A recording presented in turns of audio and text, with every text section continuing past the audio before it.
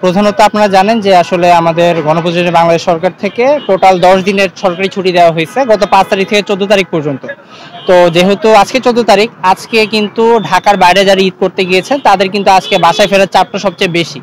তো স্বাভাবিকভাবে দেখা যাচ্ছে যে আজকে এই প্রেশারটাকে কাজে লাগিয়ে কিছু অসাধু পরিবহন ব্যবসায়ী তারা হচ্ছে গিয়ে বেশি ভাড়া নিয়েছে। আপনি তো দেখেছেন অলরেডি যে 1000 টাকা ভাড়া 1500 টাকা করে নিচ্ছে, 600 টাকা ভাড়া নিচ্ছে 900 টাকা করে, এরকম।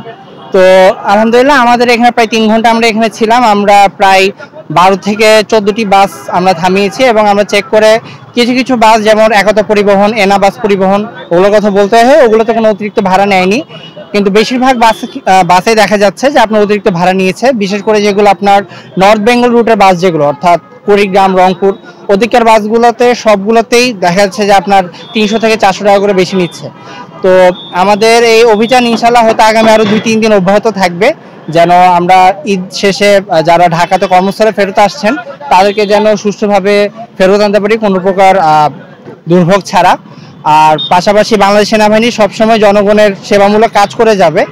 তো এক্ষেত্রে আমার এই বাসের পরিবহন মালিক যারা আছে তাদের প্রতি অনুরোধ থাকবে যে বাংলাদেশ রোড ট্রান্সপোর্ট অথরিটি অথবা বিআরটিএ থেকে যে ভাড়াটা ঠিক করে দেওয়া হয়েছে তারা যেন তাদের সকল কাউন্টারে এবং সকল বাসে যেন এই জিনিসটা রাখেন, আর যে চারটা ফিক্স করে দেওয়া আর কি, যেন এখানে অতিরিক্ত ভাড়া নেওয়ার কোনো সুযোগ না থাকে। পাশাপাশি যারা সাধারণ জনগণ আছেন, যারা যাত্রী সাধারণ রয়েছেন, তাদের কাছেও আমার অনুরোধ থাকবে যে তারা যেন অবশ্যই যে রুটে তারা ট্রাভেল করতেছেন ওই রুটে ভাড়াটা যেন তারা আগভাগে অবগত থাকেন, যেন তাদের কাছ থেকে শুরুতেই অতিরিক্ত ভাড়া নেওয়ার সুযোগটা না পান। এই জন্য আমাদের জনগণেরও সচেতন হতে হবে এবং পরিবহন মালিক যারা আছে তাদেরও আসলে সততা পন্থাটা অবলম্বন করতে হবে। আর পাশাপাশি যে কোনো সমস্যার ক্ষেত্রে পার্শ্ববর্তী আর্মি ক্যাম্প অথবা ট্রাফিক ইন্সপেক্টর যারা রয়েছে তাদের কাছে অভিযোগ করলে ইনশাল্লাহ সাধারণ জনগণ একটা ভালো ফলাফল পাবে ইনশাল্লাহ। যে আমরা আজকে প্রায় টোটাল 8টা বাসকে আমরা জরিমানা করেছি।